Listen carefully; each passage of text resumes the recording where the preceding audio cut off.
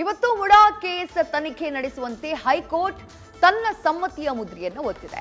ಈ ಬೆಳವಣಿಗೆ ರಾಜ್ಯ ರಾಜಕೀಯದಲ್ಲಿ ಸಂಚಲನ ಸೃಷ್ಟಿ ಮಾಡಿದೆ. ಸ್ವತಃ ಸಿಎಂ ಸಿದ್ದರಾಮಯ್ಯರನ್ನ ನೈತಿಕ ಬಲೆಯಲ್ಲಿ ಕಟ್ಟಿಹಾಕಿದಂಥ ಈ ಕೇಸ್ ರಾಜೀನಾಮೆಯನ್ನ ಬಯಸಿದೆ. ಆದರೆ ಇಡೀ ಕ್ಯಾಬಿನೆಟ್, ಇಡೀ ಶಾಸಕಾಂಗ ಸಿದ್ದು ಬೆಂಗಾವಲಿಗೆ ನಿಂತಿದೆ. ಕಾನೂನಾತ್ಮಕ ಅಂಶಗಳ ದಾರಿಯನ್ನ ಹುಡುಕ್ತಾ ಇರುವಂತಹ ಕೈಸೇನೆ ಸಿದ್ದರಾಮಯ್ಯ ರಾಜೀನಾಮೆಯನ್ನ ಕೊಡುವಂತಹ ಅನಿವಾರ್ಯತೆ ಇಲ್ಲ ಅಂತ ಸಾರಿದೆ.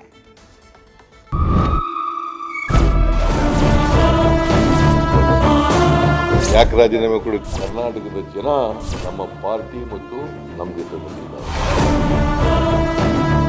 ನನ್ನ ಪ್ರಕಾರ ಅವ್ರದ್ದು ಯಾವ ತಪ್ಪು ಇಲ್ಲ, ಅವ್ರೇನು ತಪ್ಪು ಕೂಡ ಮಾಡಿಲ್ಲ. ನೈತಿಕ ಹೊಣೆ ಹೊತ್ತು ಮುಖ್ಯಮಂತ್ರಿಗಳು ರಾಜೀನಾಮೆ ಕೊಡೋ ಅವಶ್ಯಕತೆ ಇಲ್ಲ. ಸಿದ್ದರಾಮಯ್ಯ ಅವರು ರಾಜೀನಾಮೆ ಕೊಡಬೇಕಂಬತಕ್ಕಂಥದ್ದು ಮಾತೇ ಇಲ್ಲ. ಮರಳಿ ಮಣ್ಣಿಗೆ ಹೋಗುವ ದೇಹಕ್ಕೆ ಮಣ್ಣಿನ ಮೇಲೆ ಅದೆಂಥ ಮೋಹ. ಈ ಮಣ್ಣು ಸಿದ್ದು ರಾಜಕೀಯ ಭವಿಷ್ಯಕ್ಕೆ ಮಣ್ಣು ಕೊಡುವ ಸ್ಥಿತಿಗೆ ಬಂದ್ಬಿಟ್ಟಿದೆ. ರಾಜಕೀಯದಲ್ಲಿ ಭರ್ತಿ 4 ದಶಕ ಕಳೆದ ಸಿದ್ದು ಮೊದಲ ಕಾನೂನು ಸಮರದ ಹೊಸ್ತಿಲಲ್ಲಿ ಎಡವಿ ಬಿದ್ದಿದ್ದು ಮೇಲೇಳಲು ಪ್ರಯಾಸ ಪಡಬೇಕು. ಮೂಡಾದ ಮಣ್ಣಲ್ಲಿ ಒದ್ದೆಯಾದ ಸಿದ್ದು ಸ್ವಚ್ಛ ರಾಜಕೀಯಕ್ಕೆ ಕಪ್ಪು ಚುಕ್ಕೆಗಳ ರಂಗೋಲಿ ಬಿಡಿಸಿದ್ದಾರೆ.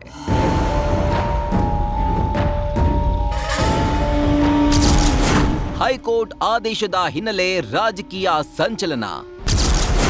ಸಿದ್ದು ಪರ ಹೆಬ್ಬಂಡೆಯಾಗಿ ನಿಂತ ರಾಜ್ಯ ಕಾಂಗ್ರೆಸ್ ಪಡೆ. ಸಿದ್ದು ಧರಿಸಿದ್ದ ಕ್ಲೀನ್ ಹ್ಯಾಂಡ್ ಎಂಬ ಕಿರೀಟಕ್ಕೆ ಕಪ್ಪು ಚುಕ್ಕೆ ಅಂಟಿದೆ. 40 ವರ್ಷಗಳ ರಾಜಕೀಯ ಚರಿತ್ರೆಗೆ ಮಬ್ಬು ಮುಸುಕಿದೆ.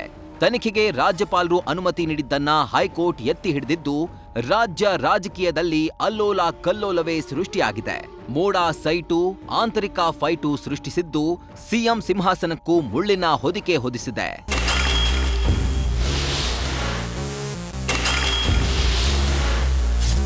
ಸಿಎಂ ಸಿದ್ದರಾಮಯ್ಯ ವಿರುದ್ಧ ಮೂಡಾ ಹಗರಣದಲ್ಲಿ ತನಿಖೆಗೆ ಹೈಕೋರ್ಟ್ ಆದೇಶ ಹೊರಬಿದ್ದ ಬೆನ್ನಲ್ಲೇ ರಾಜಕೀಯ ಸಂಚಲನ ಸೃಷ್ಟಿಸಿದೆ.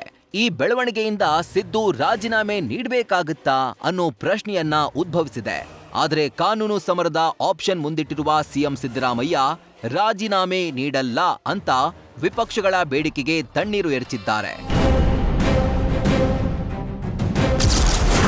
ಸಿಎಂ ಸಿದ್ದರಾಮಯ್ಯ ಅವರು ಯಾವ ತಪ್ಪು ಮಾಡಿಲ್ಲ. ಸಿದ್ದರಾಮಯ್ಯ ಜೊತೆ ನಾವಿದ್ದೇವೆ ಎಂದ ಡಿಸಿಎಂ ಡಿಕೆ.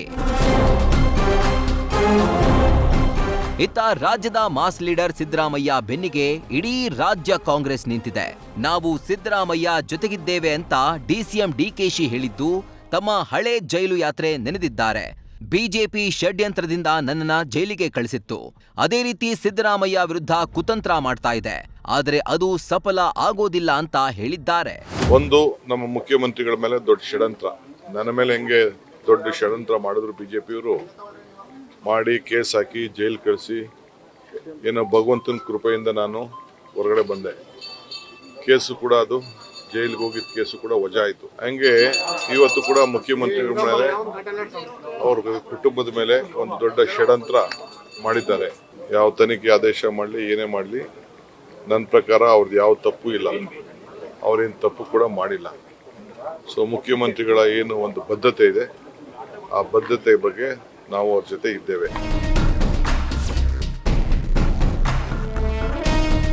ಇನ್ನು ಸಾರಿಗೆ ಸಚಿವ ರಾಮಲಿಂಗಾರೆಡ್ಡಿ ಸಹ ಡಿಕೆಶಿ ಮಾತನ್ನೇ ಅನುಮೋದಿಸಿದ್ದಾರೆ. ನೈತಿಕ ಹೊಣೆ ಪ್ರಶ್ನೆ ಇಲ್ಲ, ರಾಜೀನಾಮೆ ಅವಶ್ಯಕತೆ ಇಲ್ಲ ಎಂದಿದ್ದಾರೆ. ಸಚಿವ ಸಂತೋಷ್ ಲಾಡ್ ಕೂಡ ಸಿದ್ದರಾಮಯ್ಯರೇ ಸಿಎಂ ಆಗಿ ಮುಂದುವರಿಯುತ್ತಾರೆ ಅನ್ನೋ ಮೂಲಕ ಸಿದ್ದು ಬೆನ್ನಿಗೆ ನಿಂತಿದ್ದಾರೆ. ನೈತಿಕ ಹೊಣೆ ಹೊತ್ತು ಮುಖ್ಯಮಂತ್ರಿಗಳು ರಾಜೀನಾಮೆ ಕೊಡೋ ಅವಶ್ಯಕತೆ ಇಲ್ಲ. ಏನಾದ್ರು ಕೇಳ್ತೀರಾ ಸರ್, ರಾಜೀನಾಮೆ ಕೊಡಿ, ನಮ್ಗೆ ಅವಕಾಶ ಕೊಡಿ ಅಂತ? ಇಲ್ಲ, ಅವರೇ ಇರಬೇಕು. ನಾವೆಲ್ಲ ಎಲ್ಲಾ ಶಾಸಕರು ಅವ್ರ ಜೊತೆಲಿದ್ದೀವಿ, ಎಲ್ಲಾ ಸಚಿವರು ಅವ್ರ ಜೊತೆಲಿದ್ದೀವಿ. ನಮ್ಮ ಇಡೀ ಕಾಂಗ್ರೆಸ್, ಕರ್ನಾಟಕ ಕಾಂಗ್ರೆಸ್ ಅವ್ರ ಜೊತೆ. ಸರ್ಕಾರ, ಎಲ್ಲ ಸಚಿವರು, ವಿಶೇಷವಾಗಿ ಎಲ್ಲ ಶಾಸಕರು, ಆಮೇಲೆ ಹೈಕಮಾಂಡ್, ನಾವೆಲ್ಲರೂ ಸಿದ್ದರಾಮಯ್ಯ ಸಾಹೇಬ್ರ ಪರವಾಗಿದ್ದೀವಿ. ಯಾವುದೇ ಕಾರಣಕ್ಕೆ ಯಾವುದೇ ರೀತಿಯಾದಂಥ ಏನು ಗೊಂದಲ ಬೇಡ. ಇದು ಸರ್ಕಾರ ಉಳಿಸುತ್ತೆ, ಸಿದ್ದರಾಮಯ್ಯವರು ರಾಜೀನಾಮೆ ಕೊಡಬೇಕಂಬತಕ್ಕಂಥದ್ದು ಮಾತೇ ಇಲ್ಲ. ಇಡೀ ಕಾಂಗ್ರೆಸ್ ಹೈಕಮಾಂಡು, ಎಲ್ಲ ಸಚಿವರುಗಳು, ಎಲ್ಲ ಶಾಸಕರು ಸಿದ್ದರಾಮಯ್ಯ ಸಾಹೇಬ್ರ ಪರವಾಗಿದ್ದೀವಿ. ಕಾನೂನಾತ್ಮಕವಾಗಿ ಸಿದ್ದರಾಮಯ್ಯ ರಾಜೀನಾಮೆ ನೀಡುವ ಅನಿವಾರ್ಯತೆ ಇಲ್ಲ. ಆದರೆ ಪ್ರಕರಣ ಕೇವಲ ರಾಜಕೀಯವಾಗಿ ಉಳಿದಿಲ್ಲ, ಬದಲಾಗಿ ಮೌಲ್ಯಗಳು ಮತ್ತು ನೈತಿಕತೆ ತಳಹದಿಯನ್ನ ಆವರಿಸಿದೆ. ಹೀಗಾಗಿ ನೈತಿಕತೆ ಸಿದ್ದರಾಮಯ್ಯರ ರಾಜೀನಾಮೆಯನ್ನ ಕೇಳ್ತಿದೆ. ಆದ್ರೆ ರಾಜಕೀಯ ಷಡ್ಯಂತ್ರ ಎಂದು ಭಾವಿಸಿರುವ ಸಿಎಂ ರಾಜೀನಾಮೆ ಪ್ರಹಸನಕ್ಕೆ ಆಸ್ಪದ ನೀಡುವ ಸಾಧ್ಯತೆ ಇಲ್ಲ. News first bureau. News first ನಿರ್ಭೀತಿಯಿಂದ ನಿಮ್ಮ ಪರವಾಗಿ.